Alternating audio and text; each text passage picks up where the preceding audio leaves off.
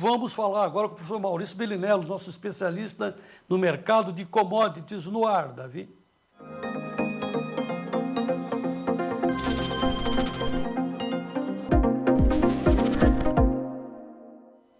Professor Maurício, boa tarde, seja bem-vindo. Fala, João, boa tarde a todos, estamos de volta. Que confusão no mercado hoje de manhã, né? A guerra recrudesceu lá na Ucrânia. Antes de você dar o seu parecer, deixa eu mostrar os preços. Vamos contextualizar. Hein, Davi? Vamos ao tempo real das bolsas para o professor Maurício fazer o seu comentário. Vamos lá em Chicago. Vamos ver como é que está a soja rapidamente. Olha aí, a soja, voltou ao vermelho a soja, 16,94. O milho continua lá em cima, 7,41. O trigo, estava com 6 de alta, agora está com menos 5, 10,90. O café, 236 centes, forte alta também no café. O açúcar, boa alta, de 19,59. O algodão no vermelho, a 137,64. O petróleo recua levemente, professor, 118,61. E o ouro, 1.884. Esse recuo do petróleo é a abertura que o Biden deu para as refinarias, as empresas petrolíferas da Itália e da Espanha irem perfurar lá no mar da Venezuela, professor? É assim que a gente entende isso? Não mesmo. Até porque, mesmo que elas pudessem produzir lá, João, isso vai levar 5 anos, pelo menos. Né? Então não é algo... A urgência europeia, ela está literalmente... Para falar bem a verdade, João, a gente já sabe o final da história.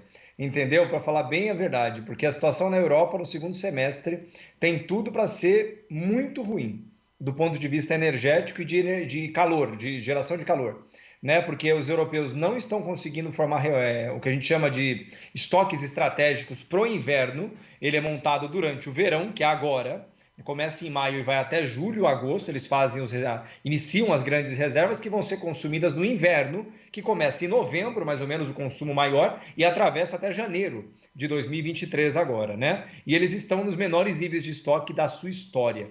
Ou seja, não há muito o que fazer. A Alemanha está entrando muito seriamente com planos de racionamento de energia. A Alemanha, racionamento de energia no inverno, porque deve faltar gás e diesel, né, nesses países. Então, agora, né, essa questão do petróleo ter voltado de 120 para 118, né, como eu costumo dizer, é só uma boa notícia no meio de uma chuva de má notícia, porque, sendo sincero, continua perto de $120, os preços estão muito pressionados. Pois é. Aí então você está dizendo assim, para solucionar mais fornecimento do mar da Venezuela, só daqui a 5 anos? Pelo então, menos, assim, João. E se pedir para o tio Putin parar com a guerra? Quanto tempo volta ao normal? Olha, para falar bem a verdade, ele é a única saída, João. Ele é a única saída. É uma coisa...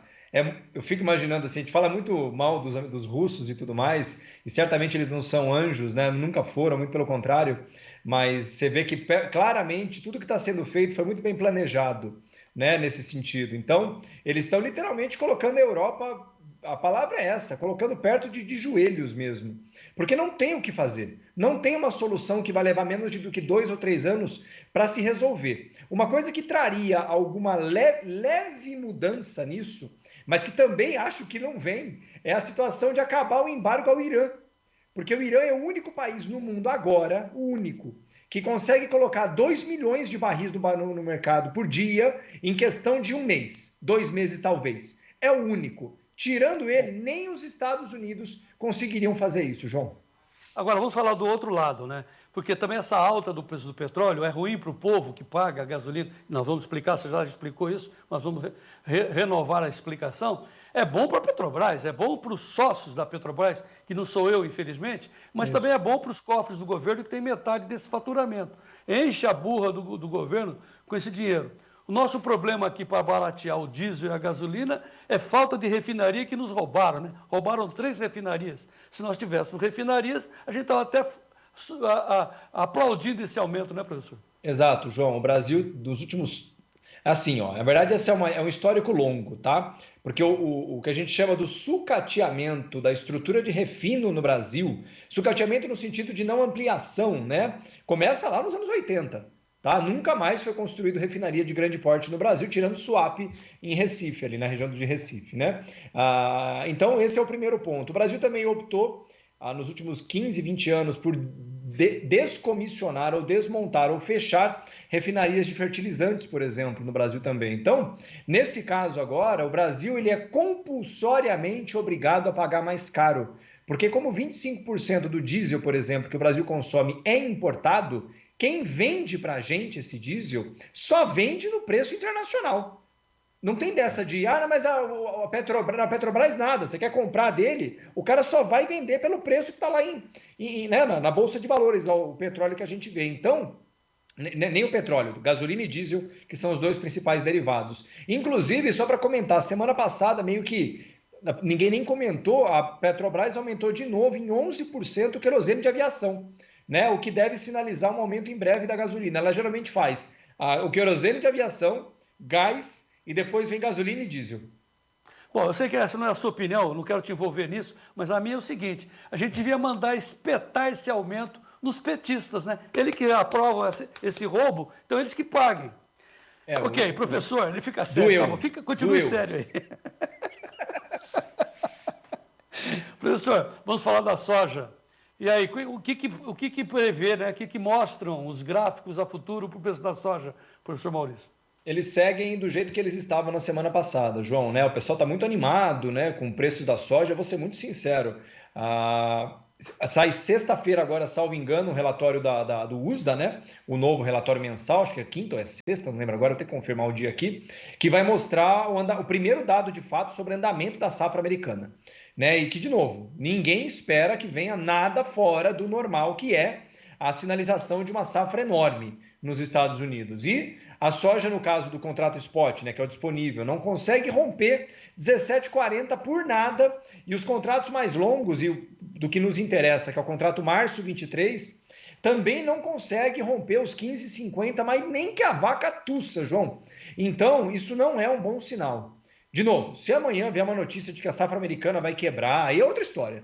Mas tendo em vista que as coisas continuem como estão, plantio americano vai dar conta de ser plantado no tempo adequado. Não há nenhuma novidade no clima que venha trazer alguma perspectiva ruim. Não tem. Então, João, sendo muito sincero, isso deve pressionar o preço da soja e a isso se some um problema grave no Brasil, que eu comentei semana passada. Eu tenho clientes meus, por exemplo, na região deles, João, que metade dos silos estão tomados por soja. E eles estão tendo que guardar milho, já não tem onde guardar. Já tem gente guardando milho a céu aberto. E o que acontece com isso? Isso tende a pressionar os caras que têm soja a vender e esvaziar os silos para poder guardar milho. E isso pode pressionar pontualmente o preço da soja ainda mais, João. Tá, vamos falar rapidamente do nosso curso. O Davi vai colocar na tela. Segunda-feira, sábado que vem, 5 horas da tarde. 5 horas, professor? 5 horas da tarde, João. Começa a primeira aula ao vivo do 7º curso de Introdução aos Mercados de Commodities. Pessoal, olha o telefone aí para você aprender. Só custa 2 sacas de soja de um ensinamento que você vai carregar para o resto da vida. É um curso já gravado, 10 aulas já gravadas e 3 lives para você tirar as suas dúvidas. O que é esse negócio do petróleo? Qual é a influência do dólar? Por que é isso? Por que é aquilo? Telefone 019-995-10-5580. Certo, professor? Sábado Certíssimo. Que vem. E, inclusive, essa aqui é a primeira turma que a gente entra na última semana de inscrições. A gente já está com mais de 70% das vagas preenchidas, João. Então, você que quer participar e não quer ficar para a próxima, tem que esperar, sei lá, setembro, outubro, quando é que vai ser a próxima, que a gente não tem nem data ainda.